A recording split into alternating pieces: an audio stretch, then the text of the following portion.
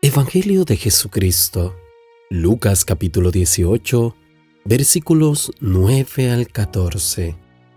Parábola del fariseo y el publicano. Jesús contó esta otra parábola para que algunos que, seguros de sí mismo, por considerarse justos, despreciaban a los demás. 2 hombres fueron al templo a orar. El uno era fariseo y el otro era uno de esos que cobran impuestos para Roma. El fariseo de pie oraba así: «Oh Dios, te doy gracias porque no soy como los demás, que son ladrones, malvados, adúlteros, ni como ese cobrador de impuestos. Yo ayuno 2 veces a la semana y te doy la 10ª parte de todo lo que gano». Pero el cobrador de impuestos se quedó a cierta distancia y ni siquiera se atrevía a levantar los ojos al cielo, sino que se golpeaba el pecho y decía: «Oh Dios, ten compasión de mí, que soy pecador». Les digo que este cobrador de impuestos volvió a su casa ya justo, pero el fariseo no, porque el que a sí mismo se engrandece será humillado, y el que se humilla será engrandecido.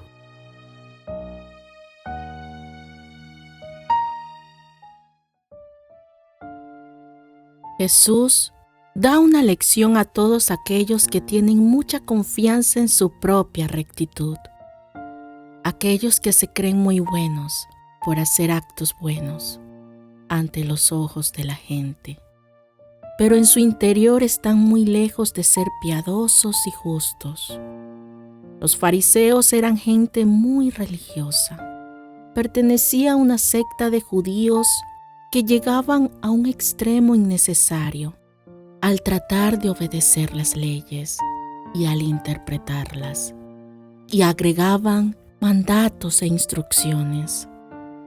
Ellos eran los que enseñaban en las sinagogas fuera de Jerusalén, y como rabinos permanecieron en el tiempo luego de la destrucción del templo, en el año 70 después de Cristo.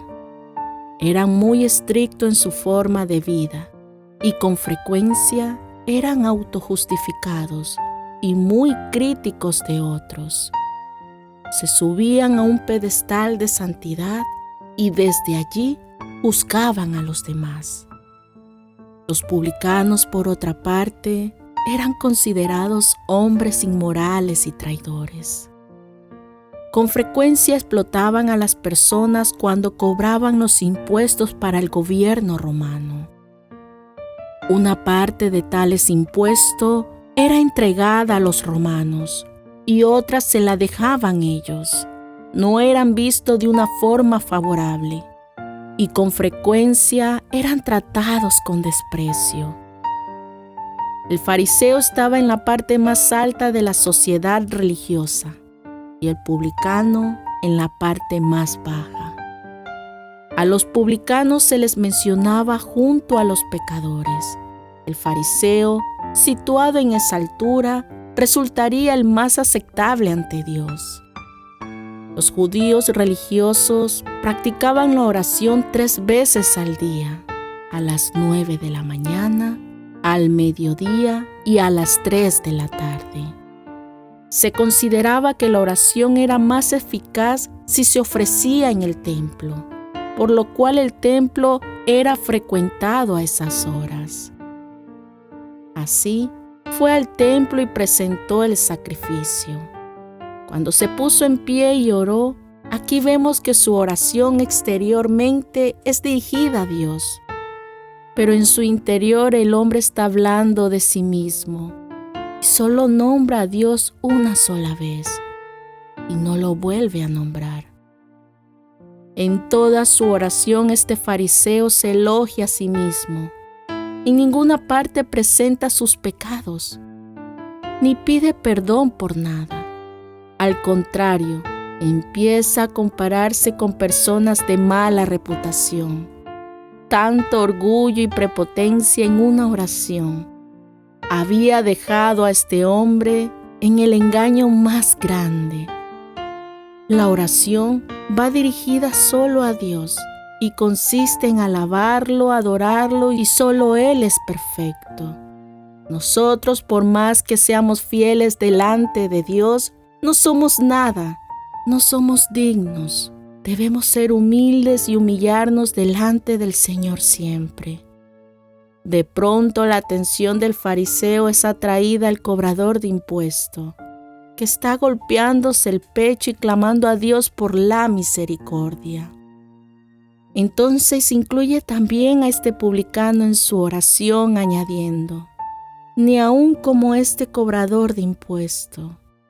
No se dio cuenta que el hombre a quien tanto despreciaba estaba consiguiendo el perdón de Dios, perdón que el fariseo nunca vería a menos que ocurriera en su corazón un cambio interno, una transformación completa. Este hombre se para a cierta distancia. Ciertamente está en el templo, pero allí es donde mora Dios en un sentido especial. Él necesita a Dios desesperadamente, al Dios de amor perdonador. Este hombre se avergüenza de su pecado y se golpea el pecho como un acto de desesperación. Profundamente consciente de la presencia de Dios, se aferra al Señor en oración y clama: oh Dios, ten misericordia de mí. El pecador con fervor suplica a Dios que haga propiciación por él. Tiene hambre y sed de la más grande bendición. Sabe que la ira de Dios será quitada y obtendrá su favor y su perdón. Su oración está totalmente en el Espíritu con Dios. El cobrador de impuestos volvió a su casa justificado. Los pecados del hombre han sido borrados. Ahora él vuelve a casa. Ha sido quitada la tempestad de su corazón.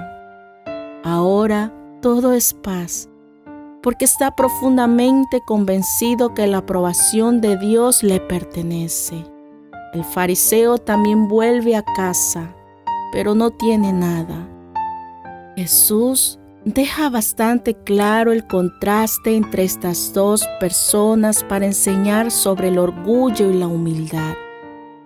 Porque el hombre que es orgulloso no admitirá pecados ni fallas en su vida. Llegará al punto de orar por los pecados de otros, pero nunca confesará los de él. Pero aquel que con corazón sincero se acerca a Dios es el que será enaltecido. Recordemos que la salvación depende de la gracia. Ninguno de nosotros tiene razón de despreciar a nuestros compañeros. Todos nos acercamos al trono de la gracia con manos vacías. Oremos conforme al Evangelio de hoy. Oh Señor, qué gran lección espiritual nos das en tu santo Evangelio. Vemos que de nada le sirve al hombre la autojustificación.